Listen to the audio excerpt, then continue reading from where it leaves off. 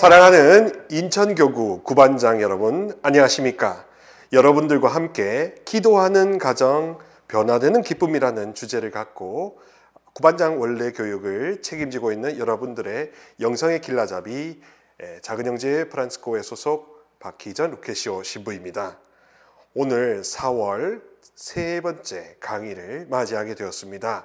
이제 여러분들이 강의를 들으시는 무렵 조금만 있으면 부활이 다가오리라고 믿습니다.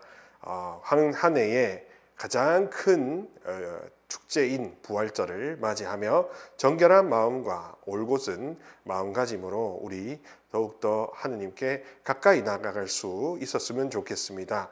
오늘 저희가 준비하는 이 강의가 그런데 큰 자양분이 되었으면 하는 바람으로 소박하게 희망차게 시작해 보도록 하겠습니다. 오늘 주제는 제3과 가정의 중심인 남편과 아내에 대해서 다뤄보도록 하겠습니다. 성녀 마더 데레사께서는 이렇게 말씀하셨습니다. 멀리 있는 사람을 사랑하기는 쉽다.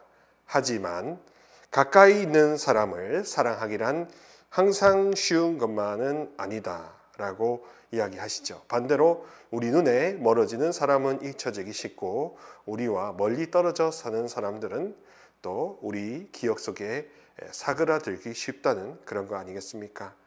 사실 제일 중요한 사랑은 가까이 있고 또 나 곁에 있는 사람이 나와 함께 있는 동안에 내가 최선을 다하는 그 사랑만이 정말로 유일한 사랑 아니겠습니까? 그러니 그것을 기억해야 될 줄로 믿습니다. 유머 하나 알려드릴까요? 나태주 시인의 풀꽃이라는 아주 유명한 시가 있죠. 자세히 보아야 예쁘다. 오래 보아야 사랑스럽다. 너도 그렇다. 근데 이것을 어느 기혼 여성의 남편에 대한 유머를 보자면 이렇답니다. 자세히 보면 불만 있냐고 한다. 오래 보면 시비 거냐고 한다. 너만 그렇다. 이렇게 이야기합니다. 처음에는 서로 따스하게 다가가다가 이 사랑이 이 열기가 식게 되면 이제 신비가 아니라 시비를 걸게 되겠죠. 사랑의 신비였는데 사랑의 시비를 거는 사람들도 전락하게 되는 이 원인은 도대체 어디에 있을까 하는 생각을 해봅니다. 그토록 원했던 행복했던 결혼 생활을 꿈꿨던 것인데 왜 우리는 결혼하고도 행복하지 않을까? 또 저희같이 결혼하지 않은 독신 수도자 그다음에 사제들은 그런 교로들을 이렇게 대해주면서도 어떻게 우리가 제대로 조언을 하고 있는 건지 또 제대로 조언을 하면서도 우리 스스로도 이 생활에 만족하고 있는지 기쁨의 표지가 되고 있는지 그런 것에 대해서 묻지 않을 수 없습니다. 그토록 원했던 결혼 생활인데 왜 행복하지 않을까 하는 원인들을 좀 살펴봅니다. 우선 어느 누구도 아무도 불행한 결혼 생활을 원하지 않는다는 그 특징이 있죠. 그런데 이상하게도 마음 한구석이 허전합니다. 공허합니다. 점점 늘어나는 교육비며 지쳐 쓰러질 듯이 일해도 해결되지 않는 사회적 비용으로 인해서 우리는 결혼은 곧 무덤이라는 식의 비관적인 그런 냉소적인 씁쓸한 인식을 자조적으로 표현합니다. 그러나 과연 그렇게만 볼 것인가 하는 문제를 반드시 가져야 터닝 포인트가 생길 것입니다. 그게 바로 복음, 신앙이 줄 수 있는 터닝 포인트가 되겠죠. 항상 이렇게 씁쓸한 것만 현실적으로 세상살이가 씁쓸한 것만 항상 그래야만 하는가라고 질문을 던질 수 있는 것은 우리가 신앙을 갖고 있기 때문에 반전 포인트가 생기기 때문에 그렇습니다. 가정이라는 건물을 구성하는 골조는 바로 부부의 애착관계라고 합니다. 우리가 부부가 없으면 자녀가 어떻게 있으며 부부가 없으면 가정이 어떻게 생겨날 수 있었겠습니까? 그러니 남편과 아내의 애착관계는 한 건물로 치면 가장 기초가 되는 골조라고 할 수 있습니다. 이 골조가 제대로 형성이 되고 또 골조가 10년, 20년, 30년 버틸 수 있을 정도로 튼튼하게 설계가 되고 보강이 되고 보수가 되어야 그래야 그 건물이 오래 갈 수 있는 것입니다. 그러나 우리 부부간의 이 애착 관계를 소홀히 하게 되는 순간이 어떤 순간이냐 하면 자녀의 출산이 됩니다.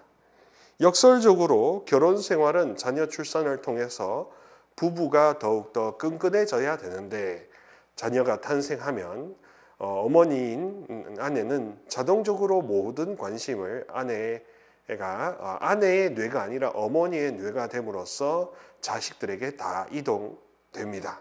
그렇게 되면 남편은 아내로부터 사랑을 교환하고 주고받아야 되는데 아내의 뇌가 아닌 어머니의 뇌를 가진 와이프에게 서운함을 느끼게 되는 것이고 그래서 그 골조가 애착관계가 와해되기 시작하는 것입니다.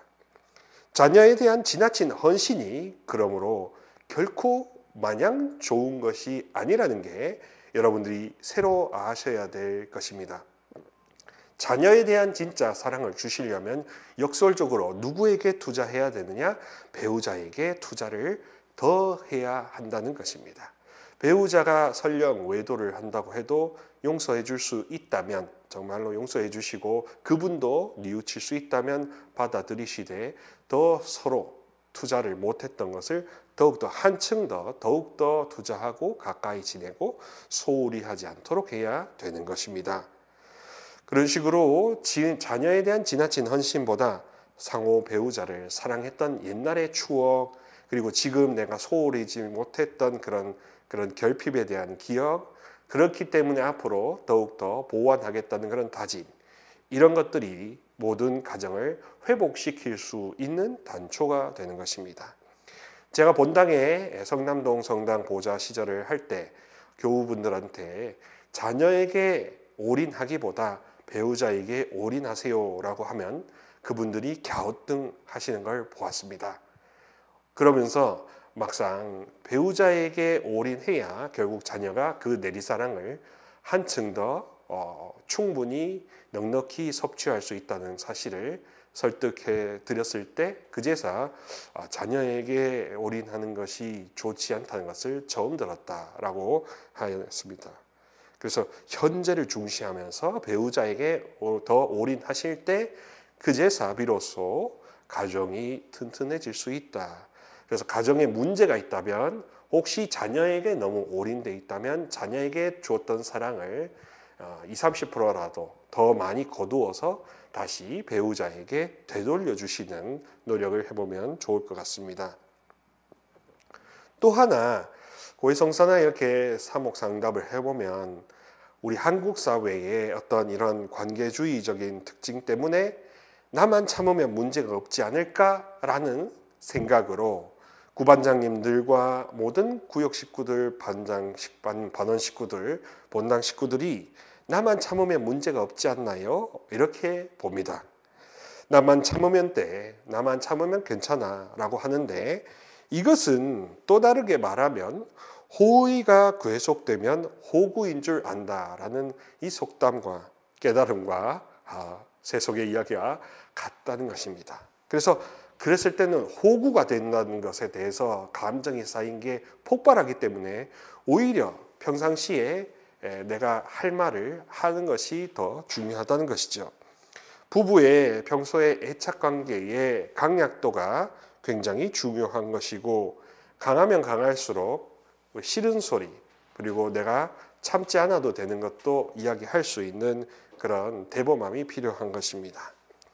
애착이 견고한 부부는 일을 마친 서로에게 안식을 서로 허락하고 내일을 준비하게 하는 겁니다. 쉽게 말해 전우애가 있는 가정이 그런 부부가 행복한 가정인 겁니다. 수고했어 등을 토닥토닥 해주고 내일의 싸움, 지금 세상살이의 싸움을 위해서 휴식도 제공해주고 충전도 제공해주고 서로에게 같이 전우애를 나눌 수 있는 공감도 나누는 것이 중요하지 않겠습니까?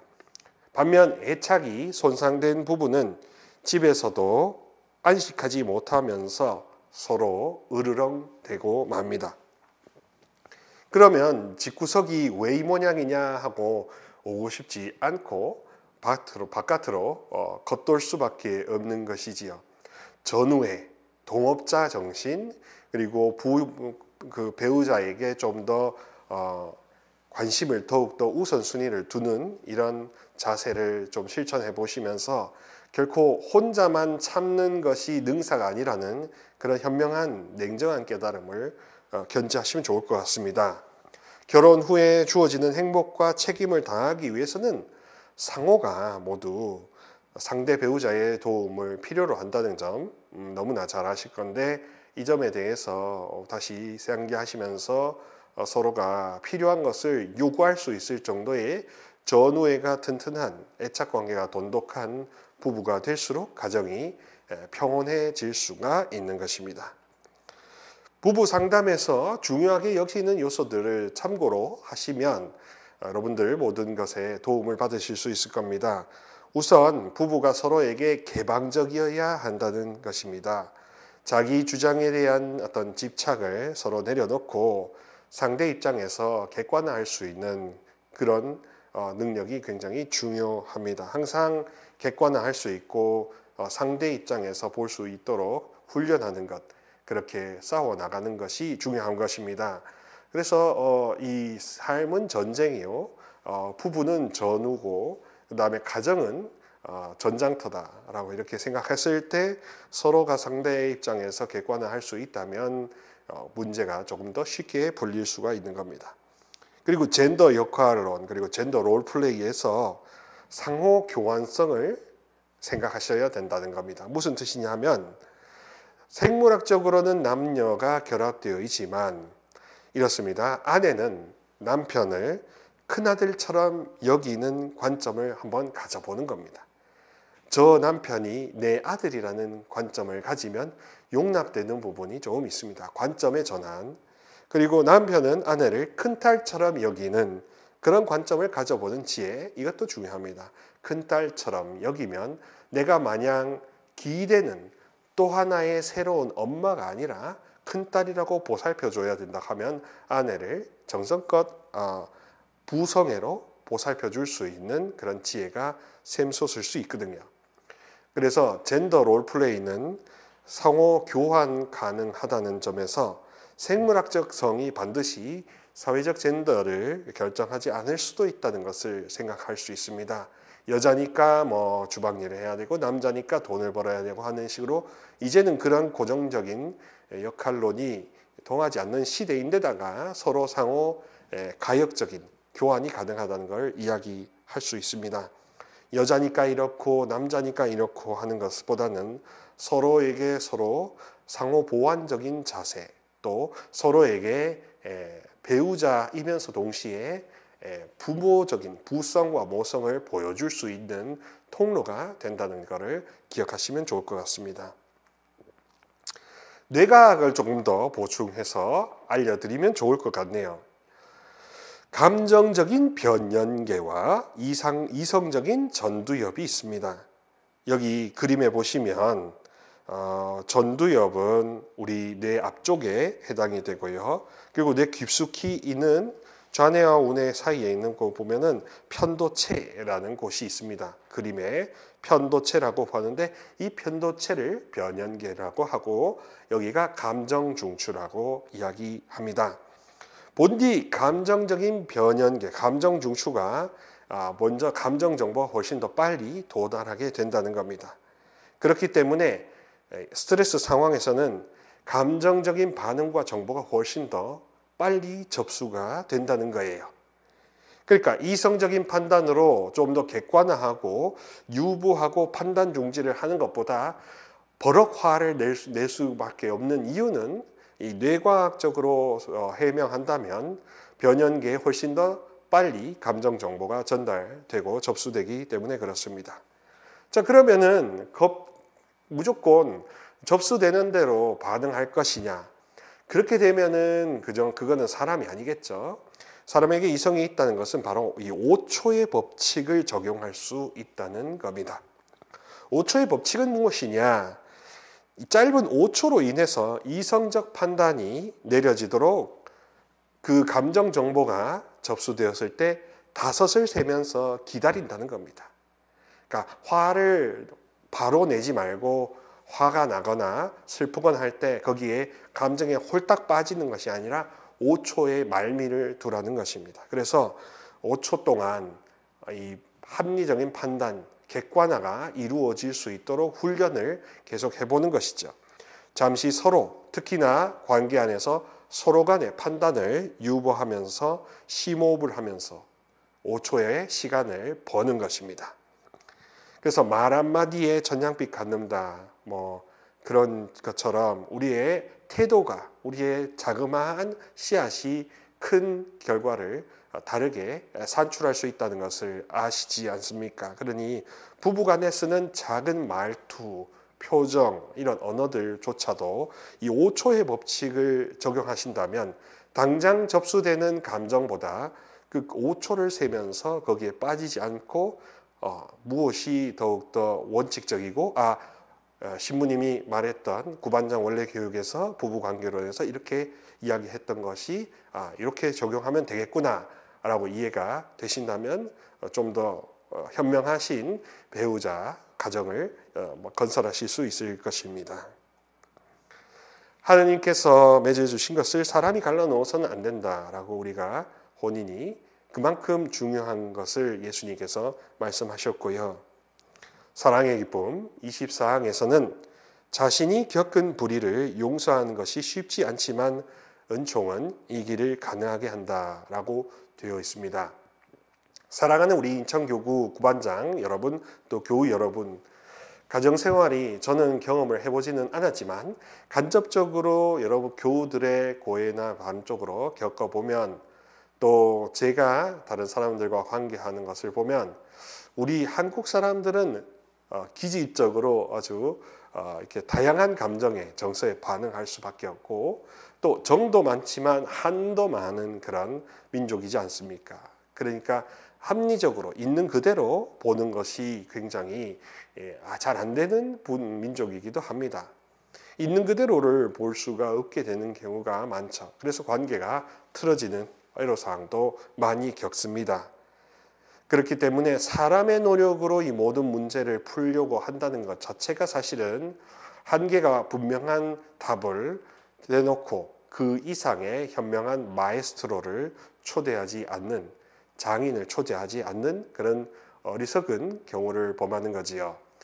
하느님은 우리보다 훨씬 더 지혜가 높으시고 뛰어나시고 또 우리보다 훨씬 더 객관화와 합리화를 잘 하실 수 있는 그런 스승이신 분이시기도 합니다. 그러니 주님께 우리가 기도하면서 우리의 감정이 과연 하느님이 채우신 질서에 합당한지 이렇게 자문해보고 반문해보는 것도 기도라고 할 수 있을 것입니다. 다시 한번 오늘 이 강의의 핵심은 첫 번째, 가정의 중추는 부부다. 그러니 배우자에 대한 애착관계를 자녀에 대한 애착관계보다 더 크게 여겨야 한다. 부부가 자녀에게 올인되어 있으면 그 가정이 흔들리기가 쉽다라는 거 알려드리고요. 두 번째로는 감정보다는 서로의 입장을 생각하고 또 무조건 참는 것이 아니라 표현하고 요구할 수 있는 그런 대등한 관계가 필요하다라는 겁니다. 만약에 이게 안 된다면, 이게 어떤 특정한 폭압적이나 뭔가 제3의 원인으로 안 된다면 진짜 여러 가지 자력을 구할 수 있겠죠. 자문도 구하고 도움도 필요할 것입니다. 그 세 번째로는 우리가 그럼에도 불구하고 우리 능력 안에 안 되는 것은 우리가 겸손되이 엎드려서 여쭤보기도 하고 그렇게 우리의 지혜가 모자라는 것을 시인하는 것이 필요하다. 우리 가정생활에서 슬프고 안 되는 것에만 너무 체념하시지 마시고 나만 무조건 참으면 이 모든 것이 될 거라는 그런 식으로 오해하지 마시고 명명백백 있는 그대로 담대하게 나아가시면 좋을 것 같습니다. 그래서 하느님의 은총이 오시면 모든 것이 다 쏟아지는 사랑이 여러분들의 문제를 다 완전히 녹여주신다는 거, 그거 잊지 마시기 바랍니다. 자, 전통적으로 이어지고 있는 코너 속의 코너, 강의 속의 강의, 영성의 파노라마 시간이 돌아왔습니다.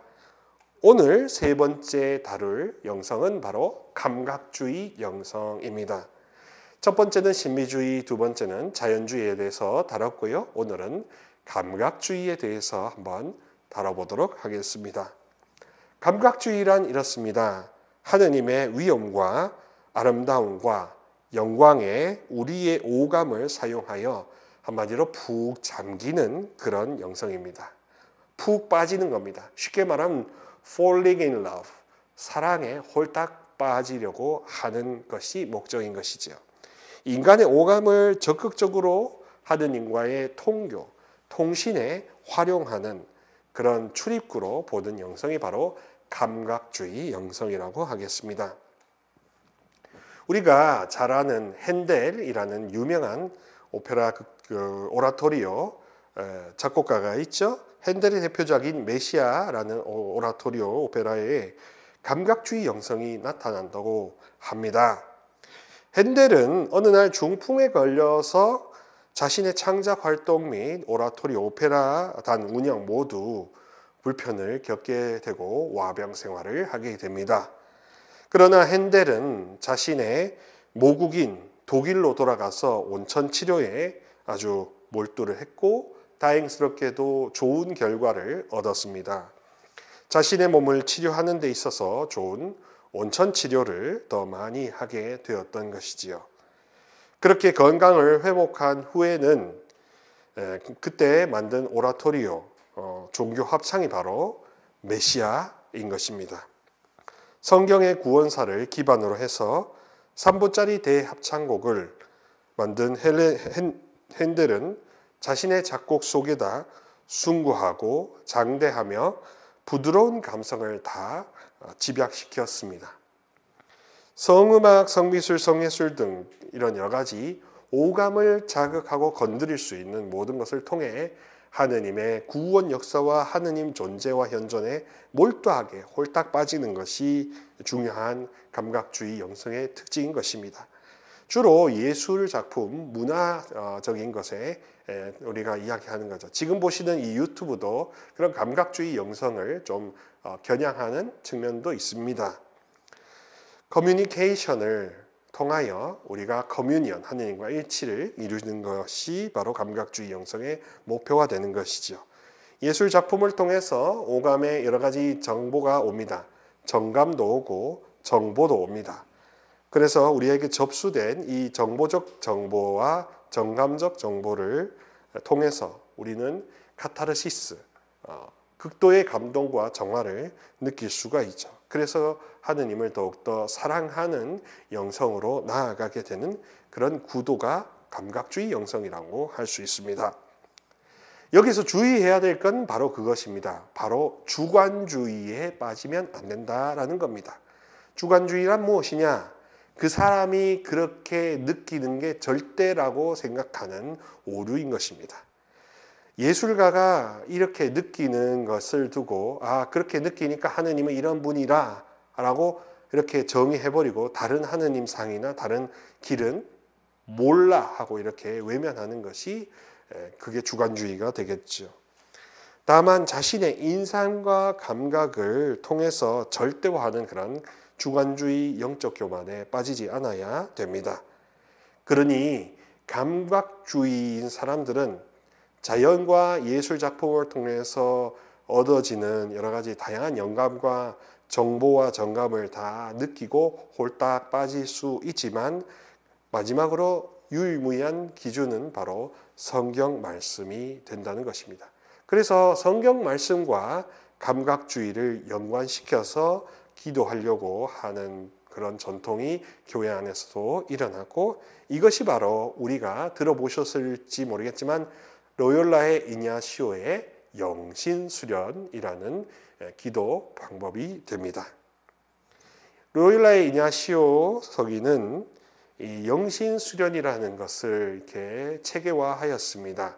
영신수련이라는 것은 쉽게 말해서 인간이 자기가 죄인이고 자기가 부족한 것을 솔직히 시인하면서 극도의 좋으신 분, 아주 최고선 유일선이신 하느님께로 자기가 다시 회복해서 근접해 나가는 일련의 과정을 이렇게 체계화한 영성 수련 프로그램이죠. 첫째 주간에 5개의 묵상을 이렇게 시도한다고 합니다.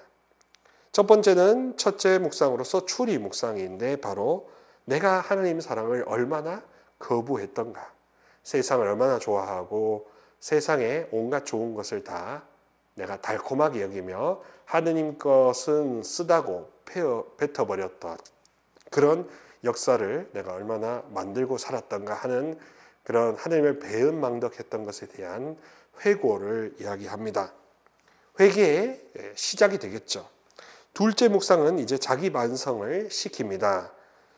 그럼에도 불구하고 여전히 좋으시고 여전히 은총을 베푸시는 분, 그분의 사랑은 쉽게 말해 어떤 죄인에게도 베푸시는 그 사랑을 쉬이 거두지 않으신다라는 그 정도의 좋은 사랑이라고 합니다.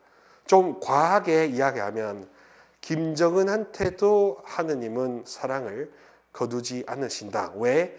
마지막에라도 그가 회심할 수 있는 가능성을 보시기 때문에, 그만큼 정말로 죄인, 어떠한 극악한 죄인도 완전히 패망하는 것을 하느님이 원하지 않으시기 때문에 여전히 좋으신 분이란 것을 이야기하고 있습니다. 셋째 묵상으로는 하느님 향한 갈망을 이제 일으키는 것입니다. 내가 그만큼 하느님을 배은망덕했지만 여전히 하느님은 나를 사랑하시는구나. 제가 한 번은 피정을 하는데 그런 생각이 들었습니다. 하느님께서는 이미 나를 사랑하셨지만 나는 아직 나를 사랑하지 않았다. 하느님께서는 이미 나를 인정하셨지만 나는 아직 나를 인정하지 않았다. 하느님께서는 이미 나를 선택하셨지만 아직 나는 그 선택의 가치를 내가 인정하지 않았다. 이런 식으로 이미와 아직이 차이가 난다는 것을 많이 깨달았습니다. 그럴 때 한없이 무너지고 한없이 눈물이 흐르더라고요. 여러분들, 이게 바로 사랑 아닐까? 그렇습니다. 이미 주님은 거두지 않는 사랑으로 우리에게 베푸시는데 나만 아직 아니다. 아직 나에게 구원이 당도하지 않았다라고 스스로 딜레이를 하고 있더라고요. 그래서 또 이렇게 생각해 봅니다. 사람들은 평생토록 성취 욕구에 줄다름질 치고 자기가 세워놓은 목표를 통해서 자아도취로 흘러가지만 하느님께서는 그 자아도취가 중요한 것이 아니라 여러분들을 가득히 사랑으로 채워줘서 만취되도록 하는 것이 핵심이더라. 사랑에 흠뻑 취하게 만드는 것이 핵심이더라. 그래서 행복이란 건 하느님 입장에서 보면 사랑에 흠뻑 취하는 게 행복이고 그게 기도의 본질적인 목적이더라. 그러나 사람들은 자기의 목적을 성취하기 위해서 하느님을 수단화, 객관화, 어떤 도구와 마법사화 하더라. 그러니 이 기도의 길이 이렇게 서로 엇갈려 가는 거 아닌가. 그래서 영신수련은 반대로 하느님의 원천적인 선을 더 상기시키는 쪽입니다. 감각주의를 통해서 우리가 그렇게 흘러가게 만드는 거죠. 넷째 묵상은 앞선 단계들의 심화를 되풀이하고요. 다섯째 묵상에서는 이제 오관, 5가지 감각을 적용해서 우리 감각적인 자료들을 우리가 다 받아들이고 다 수용하고 있는 그대로 다 품을 수 있도록 그렇게 완전히 활짝 개방되는 것을 이야기합니다. 그래서 이냐시오 로율라의 그 영신수련의 목적은 완전한 개방성과 그분과 완전히 교류할 수 있도록 배은망덕을 잊어버리고 우리가 하느님께로 더 가까이 다가가는 그런 회심 체험에 있다고 할 수 있습니다. 그래서 영신수련 50상항에서 이런 표현을 자주 씁니다. 나는 그리스도를 위하여 무엇을 하였는가? 나는 그리스도를 위하여 무엇을 하고 있는가? 또 그리스도를 위하여 무엇을 해야 하겠는가 하는 관점에서 이제 로율라의 이냐시오는 그리스도 중심적으로 그리고 내가 하느님 사랑에 응답하기 위해서 내가 어떻게 하면 포기할 것을 완전히 포기할 수 있을까? 성취자도치에서 이제 사랑의 만취와 하느님과 완전히 결합되는 그곳으로 갈 수 있을까? 전격적인 회심에 굉장히 몰두하려고 하는 것입니다. 그래서 결론적으로는 이제는 내가 사는 것이 아니라 그리스도께서 내 안에 사시는 것이다. 하느님의 사랑이, 그리스도의 사랑이 나를 100% 차지하시도록 해서 나에게 온갖 해로운 것을 다 쓰레기로 내버릴 수 있는, 내려놓을 수 있는 그 체험이 진정한 회개요 행복 체험이라는 것을 알려주는 겁니다. 사랑우리 인천교구 구반장 여러분, 교우 여러분, 세상이 줄 수 있는 행복은 유한합니다. 하느님이 주실 수 있는 행복은 무궁무진합니다. 왜냐? 하느님이 주실 수 있는 행복은 이 세상 어느 것도 부러워하지 않을 수 있는 찐 사랑이기 때문에 그렇습니다. 그러나 세상은 살아갈수록 이것을 행복하게 가지면 또 저것이 부러워지는 그런 무한한 소유욕의 딜레마요 굴레 아니겠습니까? 그것에서 벗어날 수 있는 것은 바로 하느님으로만, 그리스도로만 만족할 수 있는 찐 사랑으로 만취되는 길밖에 없다라는 겁니다. 행복은 그렇게 사랑으로 흠뻑 취하는 그 길밖에 없다. 십자가의 길을 걷는다고 해도 사랑에 만취될 수 있다는 점 꼭 기억하셨으면 좋겠습니다. 어떻게 오늘도 도움이 되셨는지 모르겠습니다. 혹시라도 궁금한 분들 계시면 댓글을 남겨주시고 또 많은 분들이 서로 이 영상을 공유하면서 하느님 나라를 확장하는 데 인천교구 구반장 여러분들이 앞서 나아주시면 좋겠습니다. 여러분 모두에게 주님의 평화를 빕니다.